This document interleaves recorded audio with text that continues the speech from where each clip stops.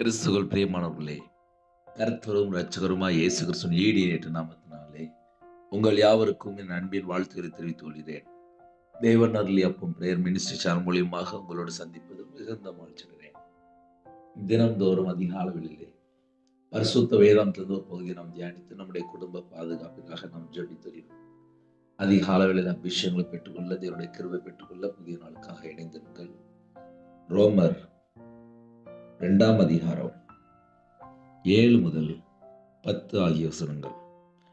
சோர்ந்து போகாமல் நற்கிரியைகளை செய்து மகிமையையும் கனத்தையும் அழியாமையும் தேடுகிறவர்களுக்கு நித்திய ஜீவன் அளிப்பார்.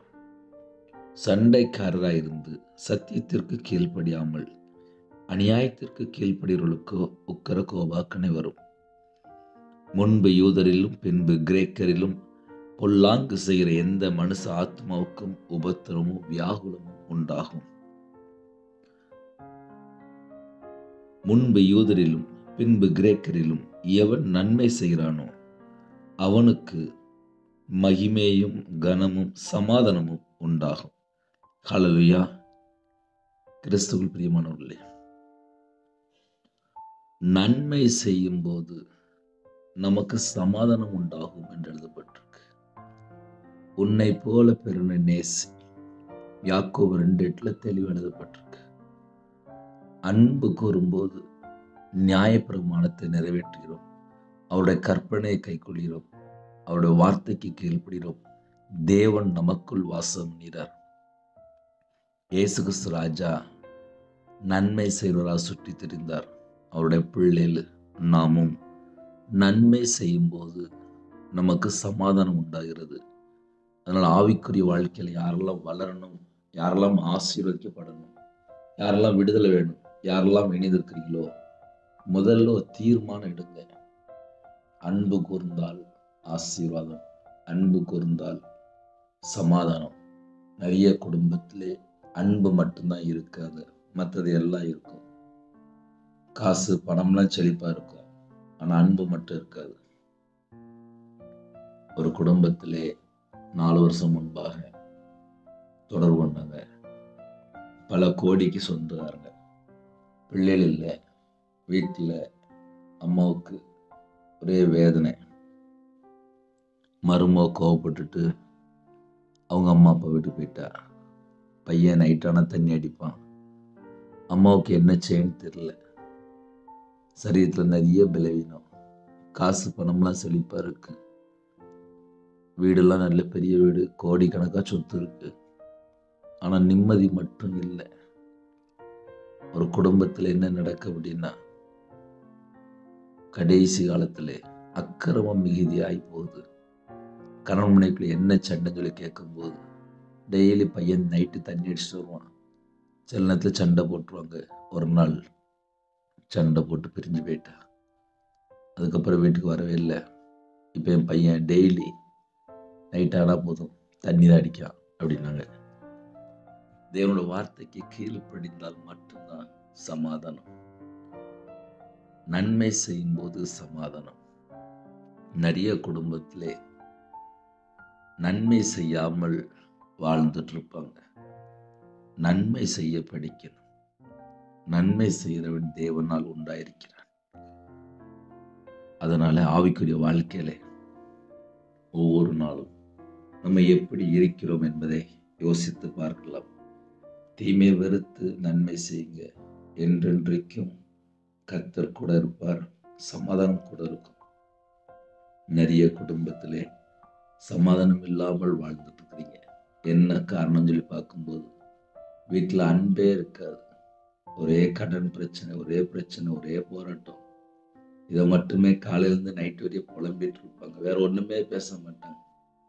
நைட் ஆயிட்டுனா போதும், நாளைக்கு இவ்வளவு ரூபா கொடுக்கணுமே, காலையில ஐயோ பணம் கிடைக்கலே, பணம் கிடைக்கலே. 2 பாயிண்ட் தான். நைட்டும் புலம்பல், காலையிலையும் புலம்பல். தேவனுடைய சமூகத்துல கீழ்ப்படிந்து தீர்மானம் எடுங்க. கர்த்தர் உடனே ஆசீர்வதிப்பார். நன்மை செய்கிற பிள்ளைகளா மாறுங்க. இருக்கிற வீட்டில் யாரெல்லாம் இருக்கிறீங்களோ எல்லார்ட்டையும் அன்பு கூறுங்க. அன்பு கூறும்போது உங்க இதயத்துக்குள் தேவன் சமாதானத்தை தருவார்.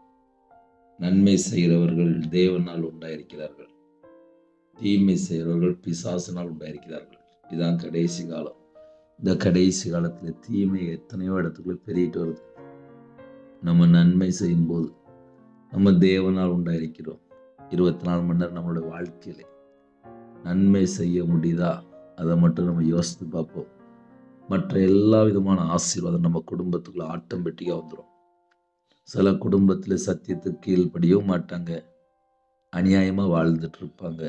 அப்படி இருந்தால் வேதம் தெளிவாக எழுதப்பட்டிருக்கு, உக்கர கோபம் வருமா, தேவனுடைய உக்கர கோபம். அப்படின்னா என்ன பிரதர் அர்த்தம்? அப்படின்னா அந்த வீட்டில் முதல்ல ஆசீர்வாதம் இருக்காது. ஒரு மனுஷன் சத்தியத்துக்கு கீழ்ப்படியாமல் துணிகரமாக வேற தப்பாக வாழ்ந்துட்டு இருக்கும்போது ஆசீர்வாதம் இருக்காது. சத்தியத்துக்கு கீழ்ப்படியாமல் அநியாயத்துக்கு இஷ்டம் போல வேலை பார்த்துட்டு இருப்பாங்க. ஏன்னா சில குடும்பத்திலே உண்மையாக இருக்காது, அநியாயமாக வாழ்ந்துட்டு இருப்பாங்க. அப்படி இருந்துச்சு அப்படின்னா தேவன் கோபப்படுவார். சோர்ந்து போகாமல் நற்கிரியை செய்ய வேண்டும் என்று வேதம் சொல்கிறது. நம்ம நித்திய ஜீவனுக்குள்ள போகணுமா, முதல்ல நற்கிரியை. எல்லா குடும்பத்துக்கும் ஒரே செய்தி தான். அதனால் யாரெல்லாம் காலவெல்ல இணைந்திருக்கிறீங்களோ, நம்ம நன்மை செய்யும்போது, நற்கிரியை செய்யும்போது நமக்கு நித்திய ஜீவன் தருகிறார், சமாதானம் தருகிறார், ஆசீர்வதிக்கிறார். கர்த்தர் கூட இருப்பார். சில குடும்பத்தில் கர்த்தரை விட்டு தள்ளி போய் பல சுபாவங்கள், பல பாவாடி மேலே வாழ்ந்துட்டு இருப்பாங்க. கர்த்தரை விட்டு தள்ளி போயாச்சுனால உக்கர கோபம் வரும் என்று எழுதப்பட்டிருக்கு. அநியாயமாக வாழ்ந்துட்டு இருப்பாங்க, சத்தியத்துக்கு கீழ்ப்படியாமல் இஷ்டம் போல வாழ்ந்துட்டு இருப்பாங்க, உக்கர கோபம் வரும். சில குடும்பத்தில் பொல்லாத காரியத்தில் ஈடுபடுவாங்க.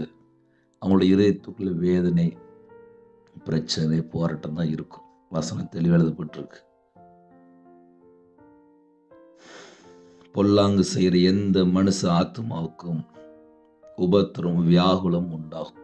யாரெல்லாம் இந்த அதிகாலவில் இணைந்திருக்கிறீங்களோ, நன்மை செய்தால் இயேசு கூட இருப்பார். பொல்லாங்கு செய்யும்போது அவங்களோட இதயத்துக்குள்ளே ஒரே வேதனை, துக்கம்தான் இருக்கும். அதெல்லாம் நமக்கு வேண்டாம். கர்த்தருடைய பிள்ளைகள் என்னோட சத்தத்துக்கு கீழ்ப்படிந்து நம்ம வாழ அர்ப்பணிப்போம். எனக்கு நல்ல மூக்கு அடைச்சிருக்கு, நல்ல சளி பிடிச்சிருக்கு, முடிஞ்சால் எனக்காக ஜெபித்து விழுங்க. அதிகால வேளையில நம்ம குடும்ப பாதுகாப்புக்காக ஜெபிக்க போயிடும். எந்தெந்த நாட்டுக்குள்ள இணைந்திருக்கிறீங்களோ, இருக்கிற இடத்துல முழங்கால் போடுங்க, கண்களை மூடி நாம் ஜெபம் செய்வோம். கிருபை மகிமை அந்த பரிசுத்தமுள்ள நல்ல தகப்பனே, அப்பாவுமே நன்றியோடு துதிக்கிறோம், சுதிக்கிறோம்ப்பா. புதிய நாளுக்கான கிருபைக்கு 1000 மடங்கு உமக்கு நன்றி செலுத்திடும்ப்பா. இந்த நாளிலும் நன்மை செய்யும்போது தேவனால் உண்டாயிருக்கும், நற்கிரியை செய்யும்போது நித்திய ஜீவன் தருங்கப்பா. நன்மை செய்யும்போது சமாதானம் உண்டாவதா என்று எழுதப்பட்டு, ஒரு குடும்பத்துக்குள்ளே நன்மை செய்யும்போது எத்தனையோ விதமான ஆசீர்வாதம் இருக்கு. கர்த்தருடைய பிள்ளைகள் யாரெல்லாம் இணைந்திருக்காங்களோ, நாங்கள் எல்லாரும் நன்மை செய்யணும். எங்கள் வாழ்க்கையில் கர்த்தரை விட்டு தள்ளி போகிற எத்தனை காரியம் இருக்கும், அது எல்லாவற்றையும் நீக்கி போட்டு இந்த நாளிலும் ஜெபிக்கிற ஒவ்வொரு குடும்பத்தை பரிபூர்ணமாக ஆசீர்வதிங்க. உங்கள் கிருபையால் நிரப்புங்க. உங்களோட இரத்த கொட்டைகளை வேலடைத்து மூடி மறைத்து பாதுகாத்துக்குள்ள. ஜெப விஷயம் தாங்க, தியானிக்கிற விஷயம் தாங்க, துதிக்கிற விஷயம் தாங்க. சிறு பிள்ளைகள் முதல் கொண்டு முதியோர் எல்லாரையும் கத்த சந்திங்க. வேற வேற தேசத்தில் வேற வேற சூழ்நிலை இணைந்திருக்காங்க. எல்லாரையும் கத்தர் கூட இருந்து ஆசிரியங்க. பிறந்தநாள் கொண்டாடுறாங்க, திருமணம் கொண்டாடுறாங்க. கத்தர் கறந்துட்டு 100 மடங்கு ஆசிரியங்க. அதிக அளவில் யாரெல்லாம் இணைந்திருக்காங்களோ, அவங்களோட இதயத்தில் என்னென்ன பாரம் இருக்கோ அந்த எல்லா பாரத்தையும் எல்லாம் நீக்கி ஒவ்வொரு குடும்பத்தையும் கர்த்தர் பரிபூர்ணமாக ஆசீர்வதிங்க. எந்தெந்த குடும்பத்தில் காலையில் கற்பத்தில் ஏஜுகிறோம், கர்த்தர் மனம் இறங்குங்க. மாசமா இருக்காங்க, தாய் மூலியமா கர்த்தர் ஆசீர்வதிங்க. டெலிவரி பண்ணுறாங்க, பரம வைத்தியர் கூட இருங்க. வேற வேற தேசத்துக்குள்ள வேற வேற சூழலில் இணைந்திருக்காங்க. அவங்களோட இதயத்தில் என்னென்ன பாரம் இருக்கோ அந்த எல்லா பாரத்தை எல்லாம் நீக்கி கர்த்தர் பரிபூர்ணமாக ஆசீர்வதிங்க. உங்கள் நாம மைமுடட்டும். காலவெளியிலே அப்பா வெளியில் பொறுப்புறாங்க எல்லா குடும்பத்துக்கு கர்த்தர் பாதுகாப்பு தாங்க. சரீரத்தில் பலவீனத்தோடு யாரெல்லாம் ஜெபிக்கணும், உம்முடைய தலைமுறை கருத்தினால தொட்டு சுகமாக்கித்தாங்க. இயேசு கிறிஸ்து ரத்தத்தினாலே, இயேசு கிறிஸ்து நாமத்தினாலே உங்கள் பிள்ளைகளுக்கு பரிபூர்ணமான சுகத்தை பெற்றுவிட்டோம். பரம வைத்தியரை இறங்கி வாங்கப்பா. உம்முடைய தலைமுறை கருத்தினால சுகமானீர்கள் என்று வேதம் சொல்கிறது. யாரெல்லாம் இணைந்திருக்காங்களோ அவங்களோட அக்கிரமம், அவங்களுடைய பாவத்தை எல்லாம் மன்னித்து அப்பா சுகமாக்கித்தாங்க. அவங்க நாம மைவிடட்டும். ஜெபிக்கிற ஒவ்வொரு குடும்பத்தையும் ஆசிரியங்க. படிக்கிற பிள்ளைகள் ஆசிரியங்க. வேலைக்கு போகிறாங்க, கம்பெனி போகிறாங்க, சில குடும்பத்தில் ஆஃபீஸ் போகிறாங்க, சில குடும்பத்தில் விவசாயத்துக்கு போகிறாங்க, டிரைவிங் லைனில் போகிறாங்க. எல்லா குடும்பத்தையும் கத்தர் ஆசீர்வதிங்க. உங்கள் நாம மைவிடட்டும். சிறு பிள்ளைகள் முதல் கொண்டு முதியோர் எல்லா குடும்பத்துக்கு கத்தர் பாதுகாப்பு தாங்க.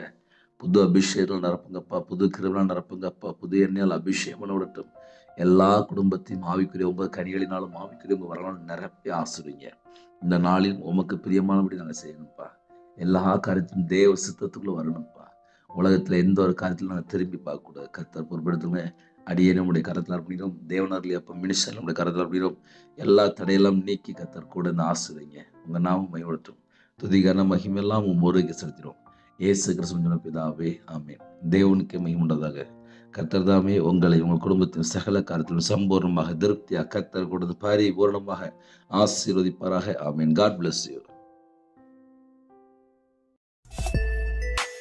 Thanks for watching. Please subscribe our channel. Click the like and share. Click the bell. God bless you.